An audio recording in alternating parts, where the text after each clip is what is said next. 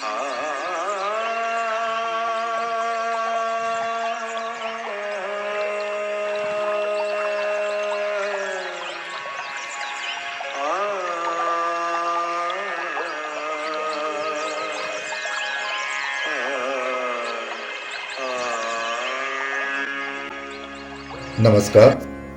सर्वांचं स्वागत. संगीत ते समाधी भाग 8. लेखक ब्रह्मलीन योगीराज मनोहर हरकरे. वेद व गानयोग. भारतीय संगीताच्या रक्तवाहिन्यातून योगशास्त्रातील अनुभव व सिद्धांतांचे रक्त वाहत असल्याने योगशास्त्रीय सिद्धांतांची अभिव्यक्ती भारतीय संगीतातून होणे क्रमप्राप्तच आहे. भारतीय संगीत एक पूर्ण शास्त्र आहे. आजकालच्या तर्कशास्त्र, समाजशास्त्र, राजकारणशास्त्र इत्यादींसारख्या अनावश्यक परंतु आजच्या समाज धारणेच्या दृष्टीने आवश्यक मानल्या गेलेल्या शुष्क शास्त्रांसारखे ते एक निर्जीव शास्त्र नसून ऐहिक व पारमार्थिक जीवनाच्या सर्व आवश्यकता पूर्ण करणारे एक जिवंत शास्त्र आहे. वेदातही हेच सामर्थ्य आहे. वेद मंत्रमय असून त्यांच्या इष्टी यज्ञाद्वारे प्राप्त होत असतात. भारतीय संगीताच्या इष्टी म्हणजे राग रागिण्या होत.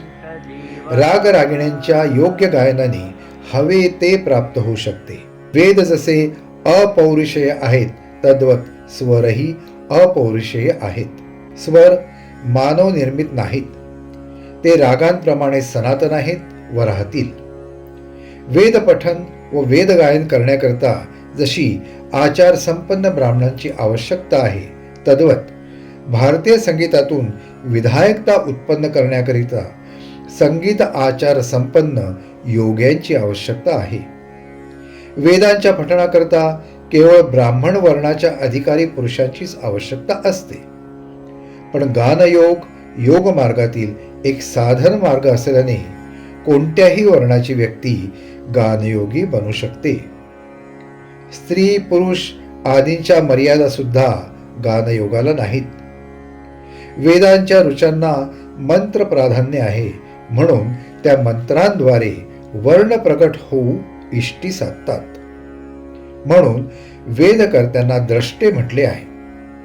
गानयोगातील ऋषींना द्रष्टे म्हटले नसून नारद म्हटले आहे.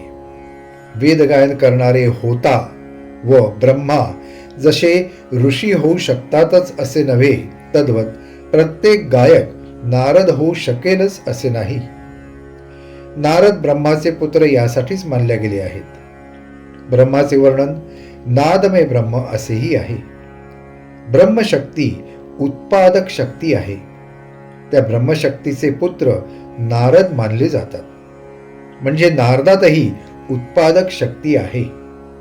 नारद गानयोगाची परम अवस्था असल्याने नारदाच्या गानयोगाचे सहाय्याने सृष्टी उत्पादन झाले पाहिजे हे स्पष्ट आहे. वेद जसे उत्पादक व विधायक आहेत तद्वत गानयोगही उत्पादक व विधायक आहे. वेद ब्रह्मशक्तीच्या मुखातून उत्पन्न झाले तद्वत गानयोगही ब्रह्मापुत्र नारदांचे वीणेतून उत्पन्न झाला आहे. नारदांची वीणा म्हणजे आजकालचा तंबोरा नसून सनातन अशा अनाहत नादावर झंकारणारी ती एक स्वरयोजना आहे. म्हणून गानयोगही पौरुषेय आहेत. वेदांचे सामर्थ्य त्यांचे मंत्रमयतेत तर गानयोगाचे सामर्थ्य त्याचे गानसिद्धीत सामावलेले आहे.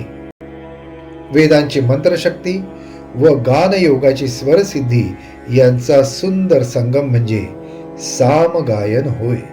सामगायनात मंत्र सामर्थ्यही आहे आणि गेयसिद्धी सामर्थ्यही आहे. वेद आणि गानयोग यातील गृहीतात जरी भेद असला तरी त्याची फलसिद्धी सारखीच आहे. स्वर आणि त्यांचे रंगवर्ण. संगीताचे 7 स्वर व प्रकाशाचे 7 रंग यांचा अन्योन्य संबंध भारतीय संगीतशास्त्राने फार प्राचीन काळापासून दाखवला आहे. भारतीय संगीत शास्त्राचा एक सिद्धांत आहे की प्रत्येक स्वराला त्याचा एक रंगवर्ण असतो तर प्रत्येक वर्णाला स्वर असतो. नादाची अभिव्यक्ती वर्णात तर वर्णाची अभिव्यक्ती नादात होऊ शकते. एवढेच नव्हे तर शब्द, स्पर्श, रूप, रस व गंध हे पंचगुण स्वरांना असतात. सप्त स्वरातील प्रथम स्वर षड्ज. षड्ज म्हणजे उर्वरित 6 स्वरांना जन्म देणारा स्वर. त्याचा वर्ण शुभ्र आहे. शुभ्र म्हणजे सर्व वर्ण परावर्तित व वक्रीभवन करणारे माध्यम. पतंगी करता मांजा करणाऱ्या पोरांनाही हे माहीत असते की पांढरा म्हणजे शुभ्र रंगच नाही, कारण कोणत्याही रंगाच्या कासा घेऊन त्याची बुकणी केल्यास, अर्थात त्याचा चुरा केल्यास तो शुभ्र रंगाचाच दिसतो. म्हणून शुभ्र वर्ण म्हणजे अन्यान्य वर्णाची आभा बाहेर फेकणारा आभास होय. शुभ्र रंग रंग नसून केवळ आभास होय. या शुभ्र आभासाचे योग्य पृथक्करण केल्यास आपल्याला 7ही रंग प्राप्त होऊ शकतील. हे जर खरे असेल तर उर्वरित 6 स्वरांना जन्म देणारा षड्ज यातून सप्तरंग व सप्तस्वर प्राप्त झालेच पाहिजेत. होय, तसेच आहे. संगीत शास्त्राची पूर्ण माहिती असणाऱ्यांना हे ज्ञात आहे की षड्ज स्वरांच्या कंपनाच्या अनेक पटी केल्यास उर्वरित 6 स्वरांची कंपने त्यातून प्राप्त होतात व तसा अनुभवही येतो. श्रुती योग्य स्वरात वीणा लावून खर्जाची तार छेडल्यास उर्वरित 6 स्वरांचा नाद ऐकू येतो. नादाप्रमाणेच षड्जाच्या शुभ्र आभेतून उर्वरित सर्व रंग प्राप्त होतात. यामागे वर्णशास्त्राचा सिद्धांत आहे. षड्जाचा रंगवर्ण शुभ्र. दुसरा स्वर ऋषभ, त्याचा रंगवर्ण पिशंग असतो. तिसरा स्वर गांधार, त्याचा वर्ण पीत सुवर्ण. मधल्या मध्यमाचा विद्युत वर्ण, तर 5व्या पंचमाचा धूम्र वर्ण असतो. दैवताचा नील वर्ण तर निषादाचा श्याम वर्ण आहे. प्रत्येक स्वराला तसाच वर्ण का असतो याचेही एक शास्त्र आहे. काचेच्या भिंगातून सूर्यकिरणे धाडल्यास पिशंग वर्ण आतल्या बाजूला तर जांभळा वर्ण पट्टीच्या बाह्यांगाकडे धाव घेतो. दीर्घ कंपन लहरींचे स्वर बाह्यांगाकडे तर लघु कंपन लहरीचे स्वर अंतरंगाकडे वळतात.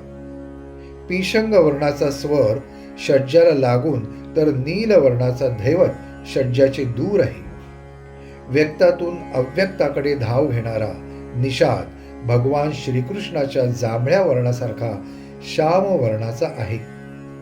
शुभ्रातून भासमान होणाऱ्या षड्जाची गती श्याम वर्णाच्या निषादात होते. निषादानंतर पुन्हा षड्ज जन्म घेतो. अव्यक्तादिनी भूतानी व्यक्त मध्यानी भारत, अशी ही स्वरांची व्यक्ताव्यक्त परंपरा आहे. चराचर सृष्टीच्या मूलाकडे म्हणजे अव्यक्त अशा श्यामाकडे धाव घेणाऱ्या निषादात विकृती उत्पन्न झाल्यास चित्ताला विषाद होतो. कंपनलहरी जशा उच्च व दीर्घ होत जातात तसा त्यांचा वर्ण शुभ्र पासून श्यामाकडे क्रमशः होत राहील. म्हणून षड्जाचा शुभ्र तर निषादाचा श्याम वर्ण असतो. मध्यम तेजस वर्णाचा आहे. मध्यम ग्राम देवतांचा ग्राम मानला गेला आहे आणि देवतांसह मध्यम ग्रामाचाही लोप झाला आहे. गंधार ग्राम गंधर्वांचा. गंधर्व ही आपतत्वातील अस्तित्वे असल्याने आपतत्वाचे साधन करणाऱ्यांना गंधर्वांची अनुभूती येते नव्हे, स्वतः साधकच गंधर्व बनत असतो. गंधर्व ग्राम लोप पावल्यासारखा वाटत असला तरी गंधार ग्रामाचे साधन करणाऱ्या गंधर्वांना गंधार ग्रामाचा आजही प्रत्यय येऊ शकतो. आजच्या भागात एवढंच. पुन्हा भेटूया पुढच्या भागात. भजे हरि को सदा, जो भजे हरि को